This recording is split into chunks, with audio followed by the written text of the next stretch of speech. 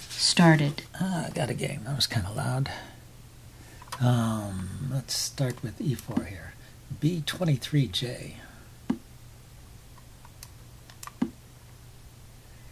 Okay, e4, e5. We got a normal position here. Yeah, let's try a Ruy Lopez. Haven't played one in a while. This is the Steinitz defense.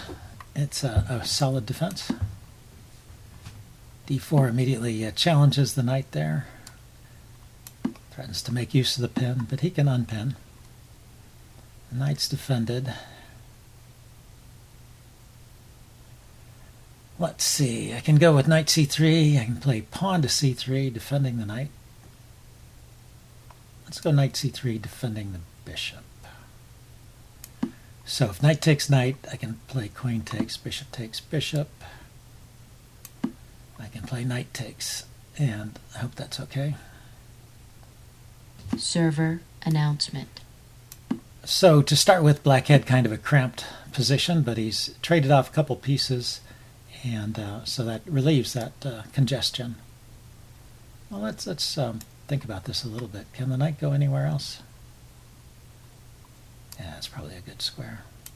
And the only thing white has to show for it is that he's got the better bishop. This bishop is a little bit hemmed in by the pawns, but it's a pretty small advantage, so I think this is an okay way for black to play, if you don't mind.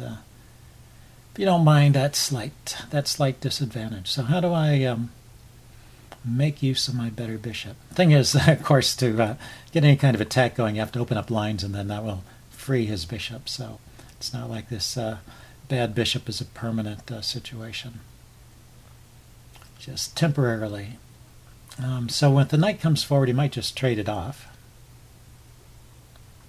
Let's put a rook on the center file opposite his king. He'll probably just castle here. And then think about this. I could play bishop to f4, but he could attack the bishop with the knight.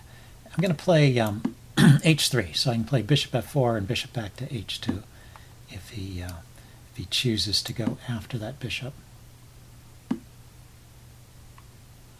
Okay, he went with his knight back to h7.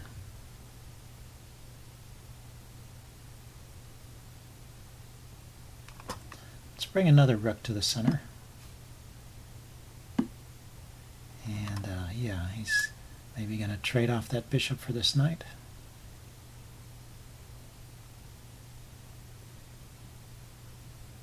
I don't know if that's so good.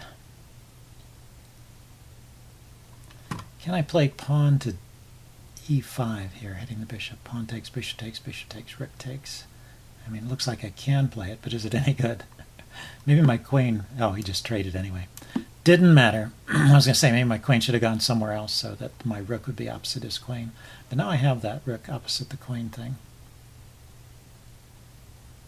So I could play queen b3 here, hitting this pawn and looking at the d5 square, and then I could play pawn to e5 so that this pawn is pinned. What I'm saying is that my rook pins the d pawn against his queen. So when I push this pawn forward, he can't really take, and with my queen looking at this square, he can't really push it forward. So it seems like this ought to inflict a little bit of pawn damage.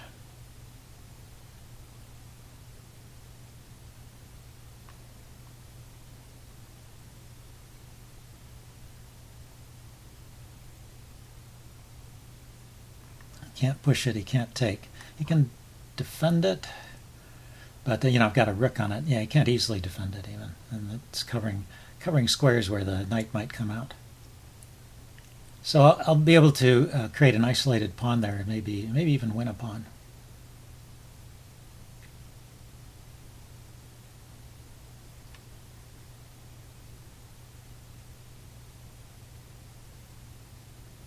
Okay, well, he stopped to think. Always a good sign when you can make your opponent slow down and think. It's hard to remember to play at a slow pace when your opponent is pounding out those moves one after the other so fast.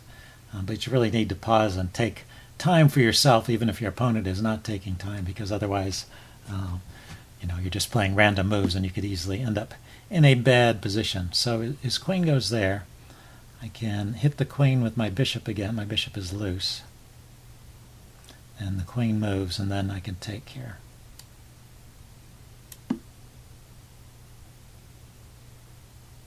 So that was a good try. He unpins the queen and attacks a loose piece, but I had a fallback.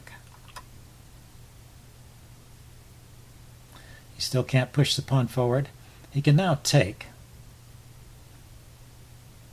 That's true. He can just take now. And probably he should. So how will I take? Oh, no, but he can't. He has to move the queen again. That was the point of this. Bishop back to here, hitting the queen. So after the queen moves, I can just take, and I think I am finally winning that pawn.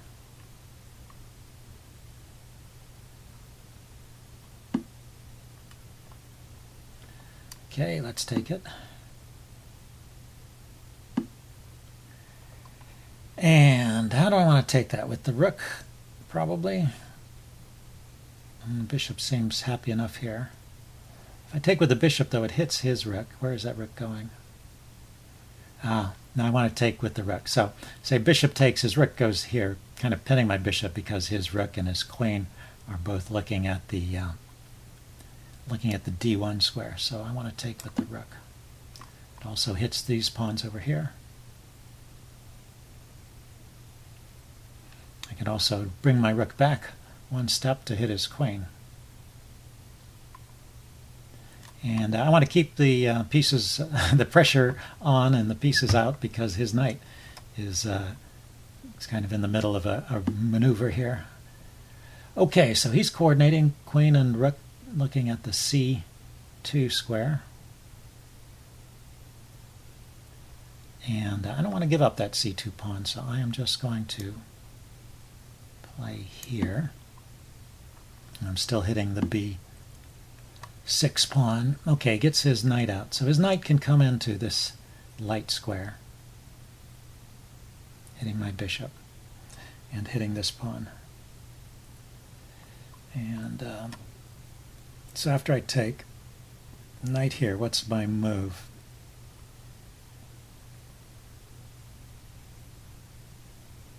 Maybe rook back, hitting the knight.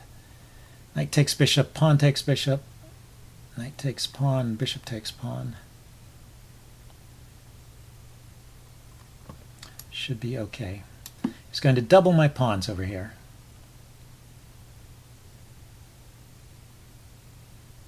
But I'll still have this 3-to-1 majority of pawns on the queen side. I should be able to win with that.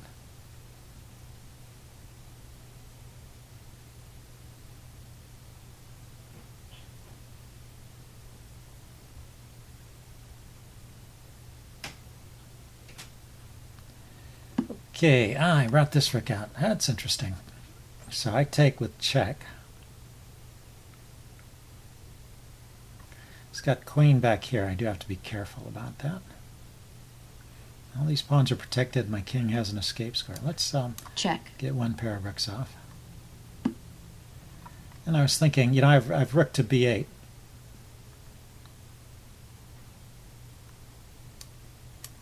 Just get rid of those heavy pieces. And I have a much easier endgame to play.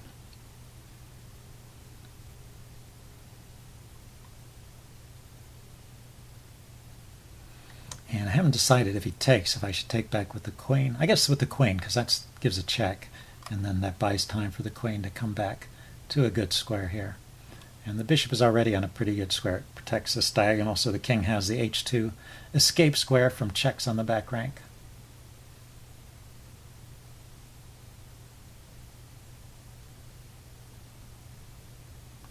And his knight is tied down for the moment, defending this rook.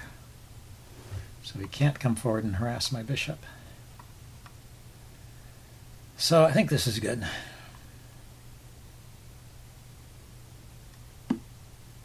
Queen there. So yes, he's lining up. Let's remove the rook. Check. See how he wants to take back. He can take back with the queen now. So it keeps his knight active. I can pin the queen. Same trick I used with the rook, I can use with the queen. So this will be a very simple endgame with the 2 extra pawns and a bishop versus a knight.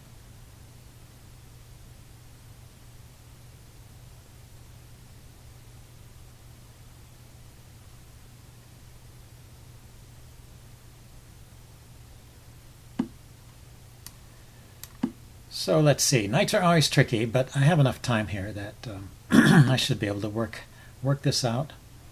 So let's. I'm moving this pawn first to stop the knight from coming forward. Now I'm coming in with my king.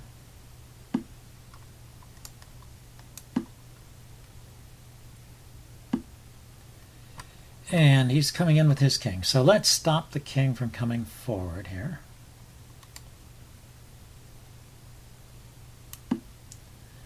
And one square the knight could check my king from is right here, the D5 square. And his king is sitting there. Okay, so he gains a tempo by attacking my bishop. Let's go this way. I can come back to D4 that way, and I'm also keeping his knight from coming in to the queen side. And I'm thinking about playing C4, hitting his king and pushing it back, because where Check. can the king go? It can't go on this diagonal. It's got to go. It can go sideways. I can also push it back with another pawn move here. Gain a little space and get this square for myself. The D4 square for my king is good.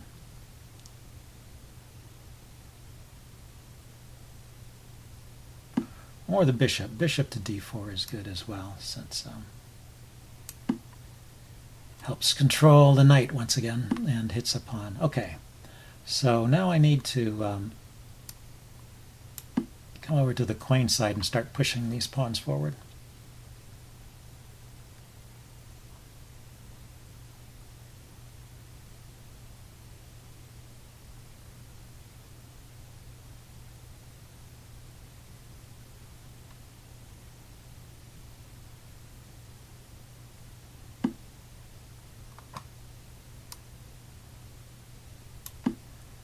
Go. If he pushes a pawn one more step forward, I can push the B pawn. So if he goes A4, I go B4. Otherwise, my plan is to play A3 and then B4. That's what I'll do. That helps me keep these pawns together.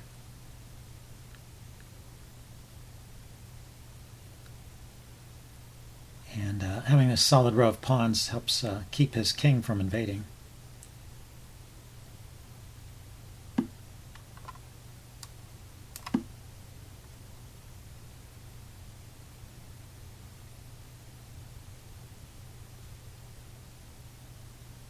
Check.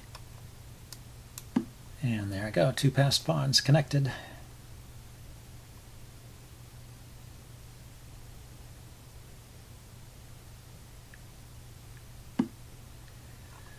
Okay, so he's hitting the bishop, which I'm happy if he takes it. He's hitting this pawn, which I still have enough pawns to win if he sacrifices the knight for a pawn, but probably won't do that. Where else can he go? Here. Or here. I'm going to play this pawn forward. If the knight goes to the side, I'm going to play king b4. If the knight goes a5, I go king b4, hitting the knight again.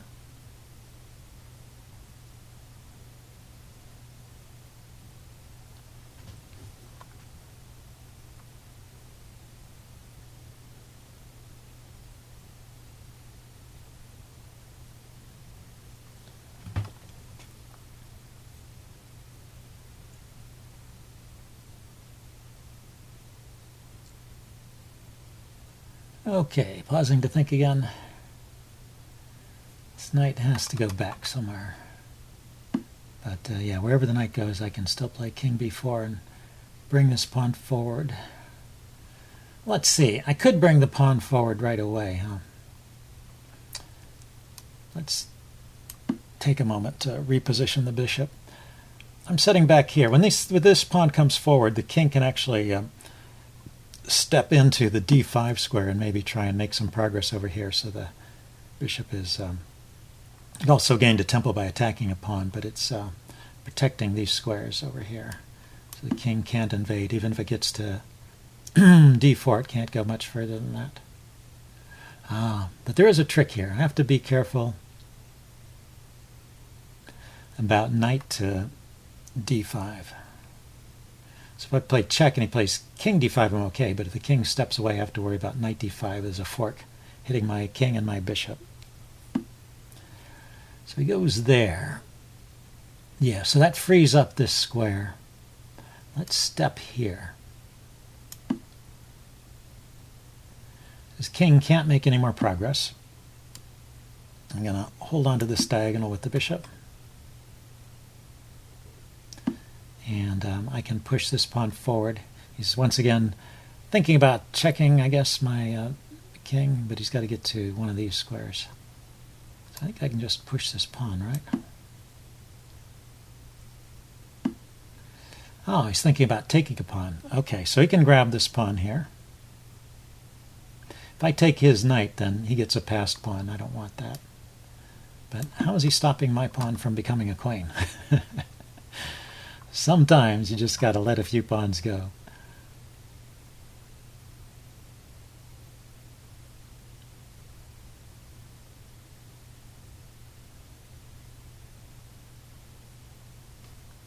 Okay, stopping to think again.